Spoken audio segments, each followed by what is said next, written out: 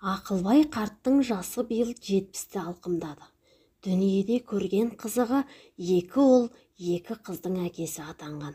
Ол қызы қанаты қатайып, ұядан көргенін іліп ұшып, өмірде орнын тапқан. Үлкені Марат, мұнай таситын темір тізгіннің иесі. Екінші ұлы Ерлан, қойшы, мал төлдетеді.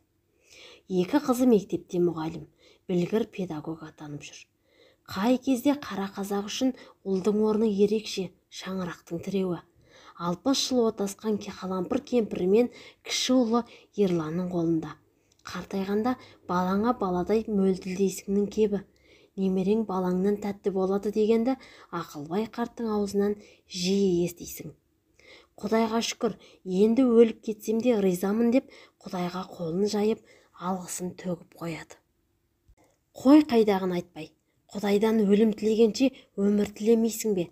Әлі-ақ қолжырап кеткен қойныңды жылытып жүрген мына немерелеріңнің қызығын көрерсің деп кемпірі қалампыр тасын өрге домалатып отырады. Оған Ақылбай қарт ойын алысқа тастап, кемпір, бұған жеткен де бар, жетпеген де бар. Енді қанша жүреміз? Жазымыштың босағадан сығалайтын кезі де келді-ау. Солай емес пе дегендей кемпіріне мейірлі көзін қадайды. Бұл өмірде өзіңе ризамын деп тұрғандай. Қалампыр апамыздың жүрегі шеңгел тікенге басып алғандай шымыр ете түсті. Бір жайсыздықтың орнағанын, әлде қайып бір жаманшылықтың болатынын сезетін сияқты.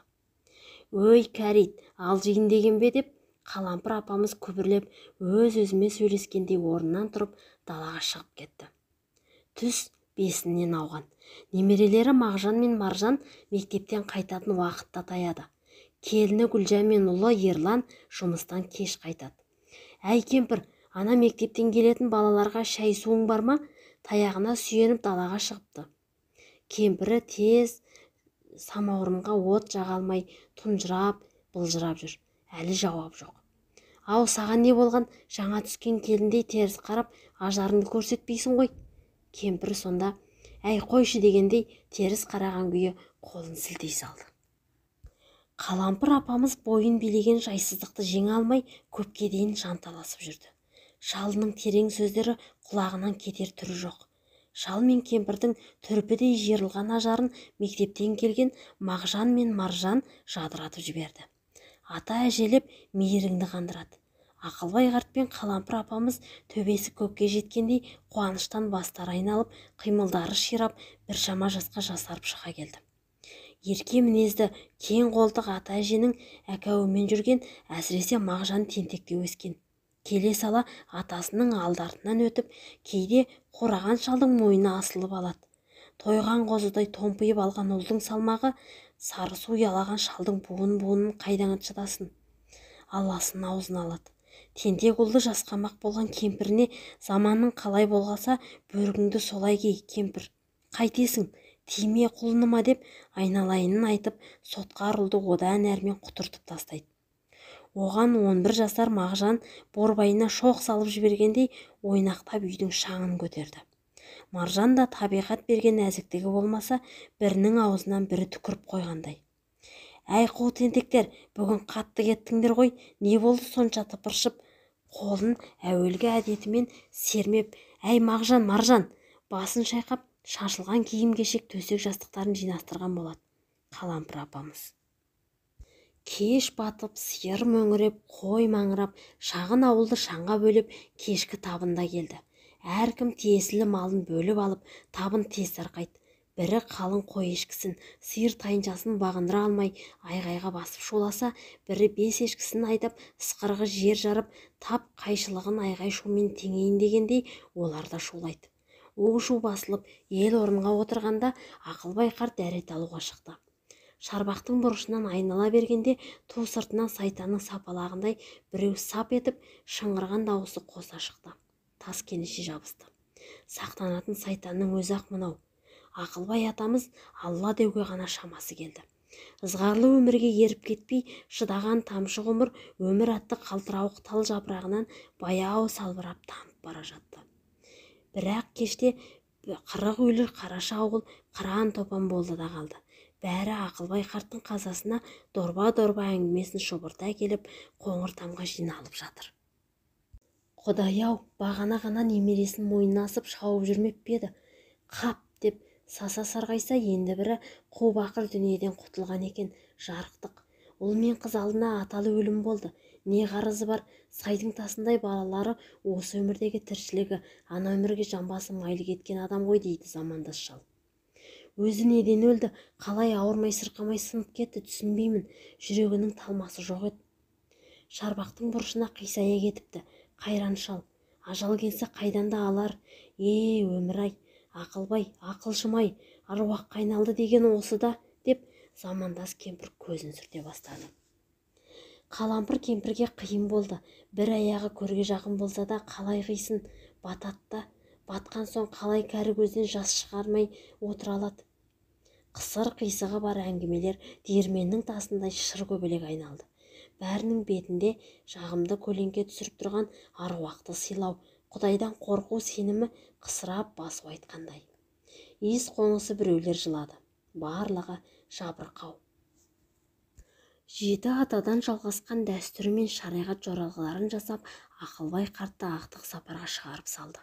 Ескілігі ел санасына көшіп құлым жеткен мола құрым кейпіне енсе де, бір рудың тағы бір төл баласын құшағына алды. Нар емшектей шошайып қара жерге жаңадан жара шыққандай. Ол жазылып өшкенше қай заман? Ақылбай қарттың қазасы жалпы қаза атаулы өз басыңды ғана ойлауға итермелей бермей ме? Кім бар, кім жоқ, ешкімнің санасына кірмейді, әсіресе жылап сықтағандардың. Ал тентек ұл Мағжанның жоғы біреуін жылт еткізбегені. Әкесі жоқтап, Мағжан қайда деп бір оқталды да, атасының өліміне сене алмай қашып жүра осы ойланған болып қайта қарбаласқа батып кете берді. Атамызды жерлеген соң бір күн өтті. Келесі күні түс ауа Мағжанды нықтап жоқтай бастады. Қорқынышта қолтықтасты. Оу-шу іздеді, табылмады. Мағжан ит үйшігінің тасасына тығылып атасын күтіп отырды. Дене тәрбиесінен еліріп келген қалбы өне бойы қолды-аяққа тоқтамайды. Келіп кетіп тұрған тұмсықтағы суын жеңімен бір қайырды да, атасы өте бергенде ту сыртынан ау деп атасын бас салды. Атасы көз алдында жан тапсырды. Мағжан өлгенін анық білді. Үні өшіп қалтырады да қалды. Ата деуге де шамасы келмей, өзінің қандай ауыр дүние жасағанын түсіне алмай, бар мен жоқтың арасында салақтады да тұрды. Қара төбет арс-арс етіп үріп жіберді. Мағжан оқ дегендей шегіншектеп барып сүрініп құлап түсті. Ата қираңдай тұрды. Атасын өз қолымен өлтіргенін толық көріп жылап жіберді. Бірақ дауысы әлі жоқ. Сәл атасына қарап кідірді де айналып тұра қашты. Басы ауған, аяғы тартқан жаққа жортып кеткенін ешкім, тіпті ешкім де білмеді. Мағжанның өзі де білмейді. Бір күн бойы бала сезім азаптың көкесін тартты.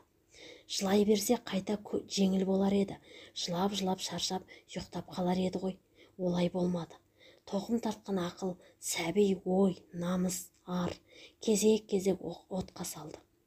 Атамды өлтірдім. Мойнына орап еркелеткен атамды өлтірдім.